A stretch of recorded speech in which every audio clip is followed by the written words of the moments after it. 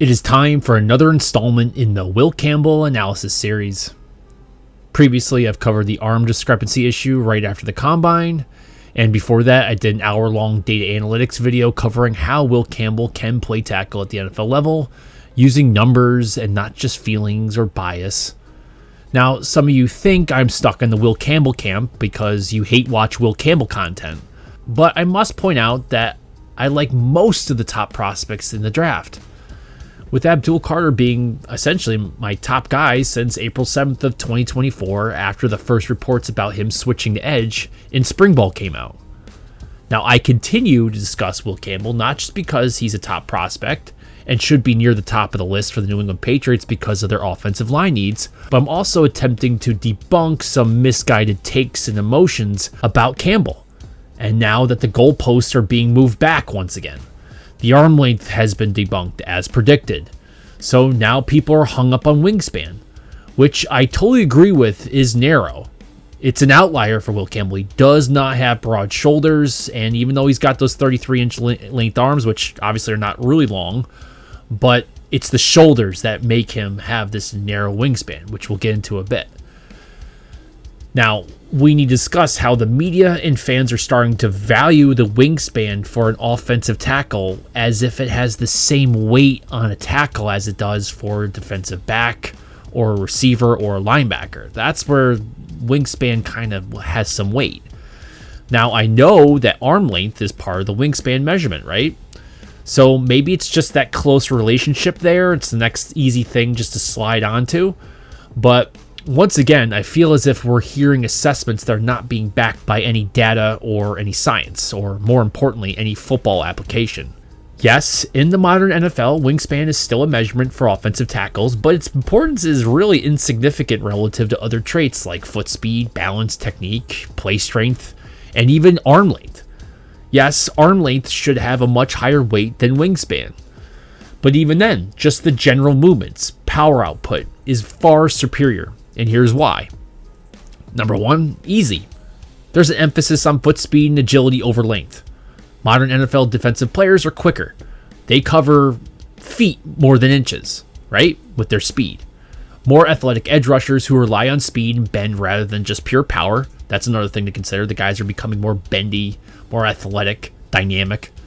So tackles must be able to mirror these rushers more often than just rely upon just the length and just pure strength to keep them at bay. Quick feet, lateral agility, and the ability to recover from initial moves are more critical than simply having just a long reach. Your legs make up way more ground than your wingspan, hence the focus on foot speed and agility just over the length. Now there's more emphasis on anchor and core strength too. Yeah, longer arms and even a bigger wingspan can help you take up space, but they don't matter if a tackle lacks the core strength and technique to absorb the power rushes. Now remember back in the Campbell video with data analytics, talking about functional reach. Will Campbell has been able to redirect a lot of power and absorb power at a high level. His ability to redirect force and absorb force comes from that elite anchor and core strength, which and also helps him be able to reset and maintain balance, which of course is going to be more valuable than just the reach. You gotta be able to absorb and redirect force. And of course, there are some things you can talk about when someone's using wingspan, especially if you're trying to push them to the outside. But top edge rushers use inside counters. We have to consider the evolution of defensive line play. Pass rushers aren't just attacking the outside edge, they're frequently countering inside. If the tackle's too reliant on his wingspan to keep rushers on the outside, but lacks the foot speed or technique to shut down inside moves, they'll struggle. This is why teams prioritize linemen's ability to recover, redirect, and maintain inside leverage over just having a big, broad wingspan to absorb space. Many modern offenses, particularly those emphasizing quick passing games and zone-based run schemes, require tackles to be mobile. The ability to quickly reach second-level defenders, execute reach blocks, handle stunts and twists is more important than simply engaging defenders with just arm length or wingspan. And people talk about Will Campbell being an outlier in some of these things, but the thing is, the NFL's trending towards the outliers. At some point, Will Campbell might not be the outlier. There's NFL teams that have success with tackles who necessarily don't have elite wingspans or longer arms. People have already talked about Rashawn Slater and Joe Thomas, both guys with not exactly long arms who have proven to have exceptional technique, footwork, and functional strength that made them overcome the lack of reach or wingspan. You also have to think about the measurement. Another reason why wingspan is not critical for offensive tackles in the modern NFL is that the measurement itself does not reflect a functional football position. I get we're trying to measure the athlete. We're doing this side to side, not forward. The wingspan is measured a player's arms fully outreach to the sides, forming a straight line across the body, right? However, no offensive tackle should ever be in that stance or blocking posture with their arms extended like this. Am I right? Now, when you do arm length, you're getting the raw data, right? That arm length can be used to the side, 45 degrees, straight forward, above their head. But when you do wingspan, you're involving both sides of the body.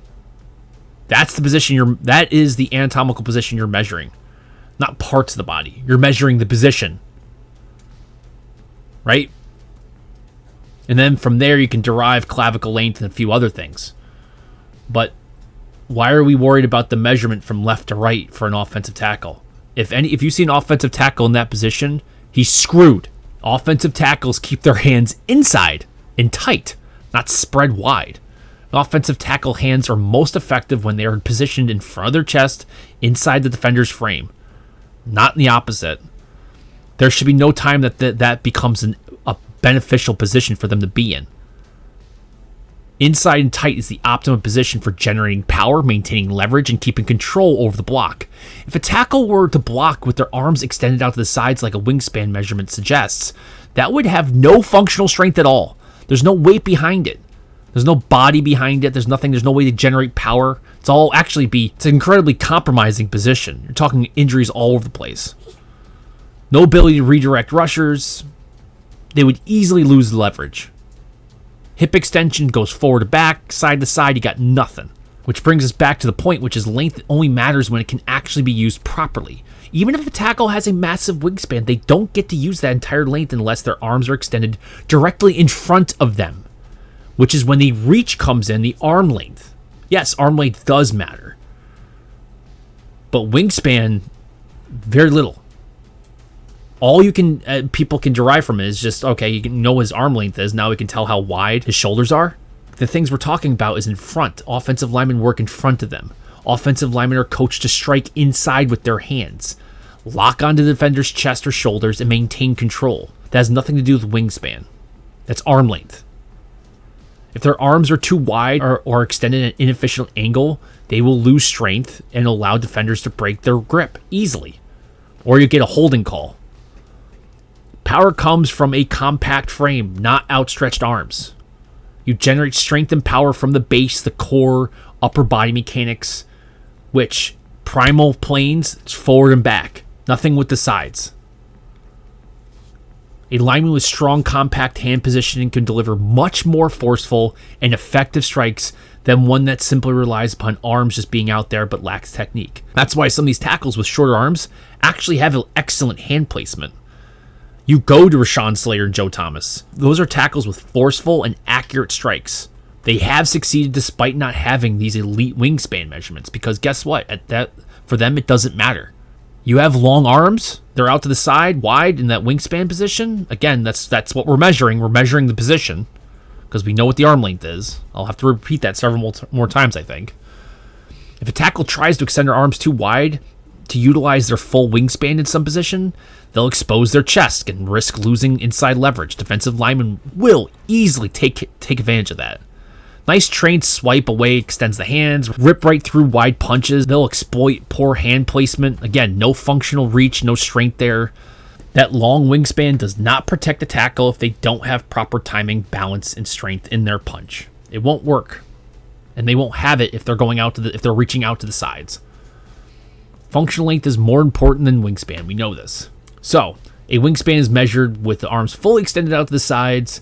It's an arbitrary metric for offensive tackles. It does not reflect how a lineman actually plays. We already know the arm length.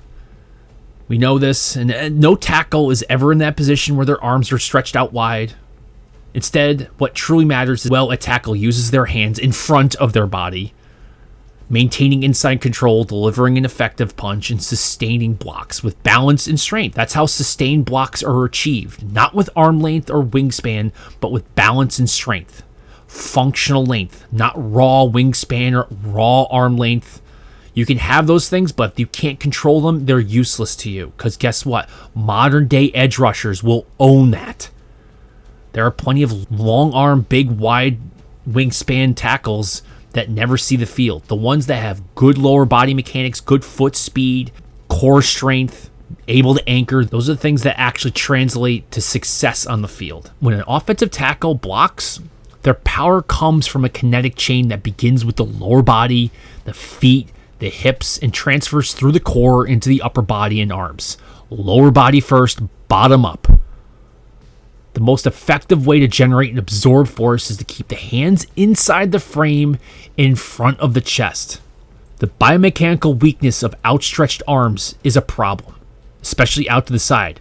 The shoulder girdle is in completely unstable position. The muscles there that are responsible for force production, pecs, deltoids, triceps, are all stretched away. That reduces their ability to generate power. They're not in a prime position with basically no leverage. The farther the arms move outside the center of mass, the more strain is placed on the rotator cuff and scapular stabilizers, which defenders are, of course, just going to knock right out of the way, no problem.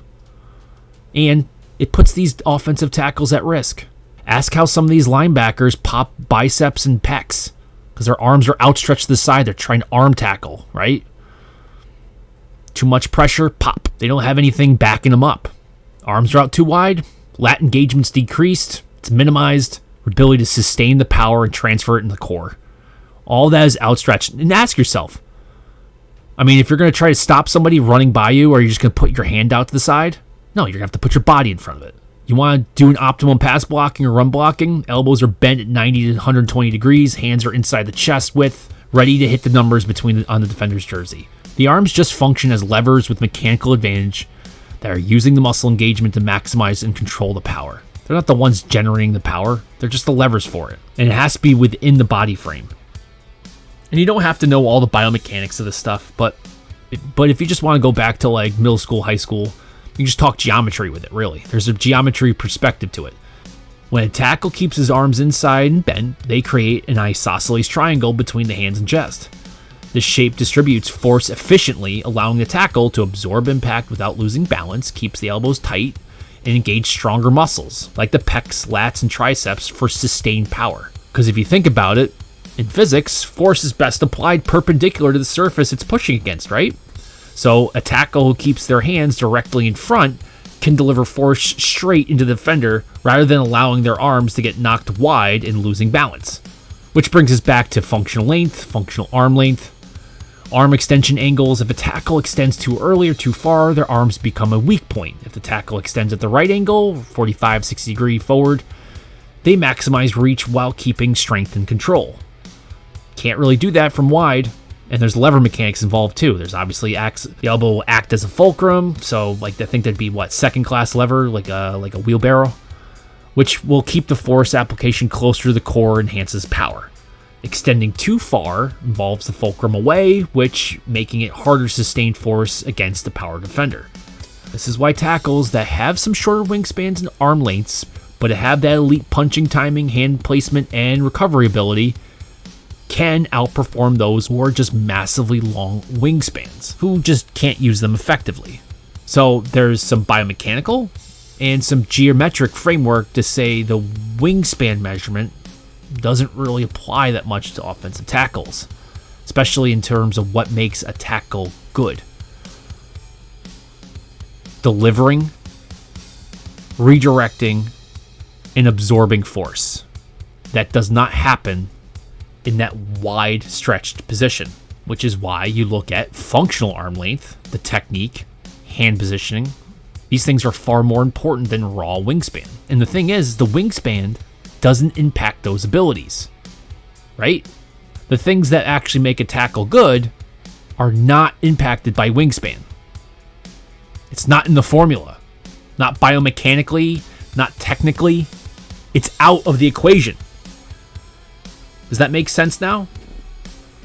We aren't playing basketball trying to close down passing lanes and absorb space with a big wide wingspan. We're not trying to do the same thing with a football field with being a defender.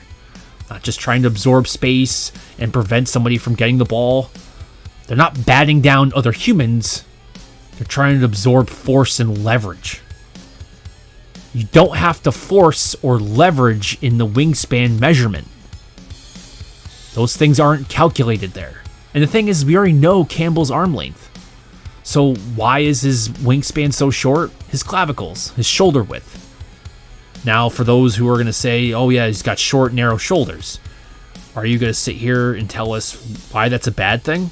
Do you want to go on why longer clavicles are better at the tackle position? I'd love to hear it. Because I'm ready to hear why it's important to have super broad shoulders at the tackle position. One could say maybe there's some force production in there, but that's not necessarily true. Especially at the working angles for offensive linemen. You got nothing? Okay. Ready for why it's arguable that it's detrimental to have super broad shoulders as a tackle, and actually there might even be a benefit to having narrow shoulders. Good. So for offensive tackles in the NFL, a short clavicle length can provide several biomechanical advantages in terms of stability, control, and power transfer. And here's how. Increased upper body stability is the first thing, as shorter clavicle brings the shoulders closer to the body center line, which can improve balance and reduce susceptibility to being overextended. This is crucial when engaging defensive linemen who try to pull, swipe, or move an offensive tackle off balance, because everything's tighter and put together. You're more in control, it's in your center of mass, which will actually help with having a stronger anchor and pass protection. Compact shoulder structure allows a tighter, more controlled punch, preventing overreaching. You don't see that with Campbell. This means the tackle can deliver force efficiently without opening up his chest, which defensive linemen will exploit with bull rushes and long arm techniques. There's also the idea that when he does throw his punch, it's more efficient. Now, another thing is there's going to be also a more efficient power transfer. As we've mentioned before, in both run blocking and pass pro, power starts from the lower body and transfers through the core, into the shoulders, into the arms. So the shorter clavicle reduces the momentum arm, the lever length, allowing tackles to deliver more compact and forceful strikes with less wasted motion, because they're not twisting. They don't have to throw their shoulder forward to hit the middle mark, which leads to improved inside hand positioning. Offensive line play, obviously inside hand positioning is really key in controlling defenders, and a shorter clavicle naturally keeps the arms closer to the torso, making it easier to land hands inside an opponent's frame. This helps with sustained blocks and avoiding holding penalties. Go watch Will's tape and you'll see what we're talking about. And it works on the defensive side of it, which is you're going to have stronger upper body resistance to swipes and arm extensions. Defensive linemen who use long arm moves, cross chop, and club and rip techniques to disengage from blockers are going to have a hard time against shorter clavicle tackles because their hands are going to be tighter and their shoulders are going to be in a stronger position, making it harder for pass rushers to break the tackle's grip. Something you're going to see on Campbell's tape. You're probably going to say, why do we know this? Well, this is actually well documented in other sports, especially in Judo, where elite coaches look for shorter clavicles that can help an athlete become more powerful and have less exposure. It doesn't always help just to take up space. Offensive tackles are battling edge rushers and moving tackles. They're moving people, not taking up space. They're battling other people, not taking up space. Some of the same principles are at work for offensive tackles than they are in Judo. You're worried about leverage, body positioning, pad level, hip positioning, maintaining a strong center of gravity. All these things make sure that you don't get off balanced. You're always redirecting force rather than absorbing it. These people are also looking to redirect force rather than just simply absorbing it, using an opponent's momentum to steer them off course. These things can help. Core hip strength, hip engagement, spatial awareness, reaction speed. Everything I just mentioned has crossover in the physical characteristics of great judo athletes, and having strong, compact shoulders benefits them to deliver a more controlled force and maintain better leverage against their opponents. Again, just key factors in winning the offensive line of scrimmage battles. Of course, and also a bigger wingspan can actually be detrimental to frontal reach if the arm length is already adequate because of the way the shoulder biomechanics and joint positioning actually affect forward extension. Again, this goes back to more of a biomechanics and geometry, but just listen in. The wingspan measurements include not only the arm length, but again, the shoulder width, so the biochromial breadth. And of course, a wider wingspan will mean a broader shoulder structure, which in this case, with Will with 33-inch arms, that means his shoulders are really narrow. But big, broad shoulders affect the range of frontal extension. This is because the glenohumeral joint, which is the shoulder ball and socket joint, the shoulder allows for a wide range of motion, but becomes less efficient in a force application when stretched laterally. If a player has wide shoulders, their arms are going to naturally angle outward when extended, which will make it harder for them to reach directly in front of them with full efficiency. This means that tackle with a very large wingspan, wide shoulders may struggle to bring their hands directly together in front of their body without excessive internal rotation at the shoulders. Whereas somebody with narrower shoulders, they're going to have a more efficient frontal reach. A player with an adequate arm length but more compact shoulders, Will Campbell, can extend their arms more efficiently forward because their shoulder joints don't have to fight against their own width. It's smooth, it's clean, efficient. They're not coming wide to narrow, they're going straight. A better functional reach. And it's not BS because you know what? It's simple mechanics. It's a mechanical disadvantage. You can go back to your 7th or 8th grade science classes here. That internal rotation and scapular mechanics will reduce effective frontal extension for somebody with a really big, broad shoulders. You're going to have loss of strength and stability. The internal rotation shifts reliance away from the pecs and triceps and more on the deltoids, which are much weaker and cannot sustain the same force application. This makes it harder to maintain stability and strength in pass blocking situations, which also can lead to potential shoulder issues, impingement, just long-term effectiveness. And you also have to deal with defenders taking advantage of longer levers. They're harder to control in a compact space. They are really great when you keep somebody at bay from long way out there, but once you get them in, they are going to own you. The longer lever, which would be, I guess, the bigger wingspan in this case, is harder to control in close quarters combat. Can't deny it. Pass protection and run blocking require tight, controlled hand movements, not wild swings. A tackle with excessive wingspan may struggle to keep their elbows tight and allow defenders to get inside leverage. Again, we have to talk about where the arm is originating from wider points, bigger distance across. It's going to be harder for them to keep their elbows tight compared to someone with a narrower, more compact shoulder girdle. So tackles who have broader shoulders can arguably have a detrimental effect on their frontal reach because they're going to have a wider natural hand position. Not good.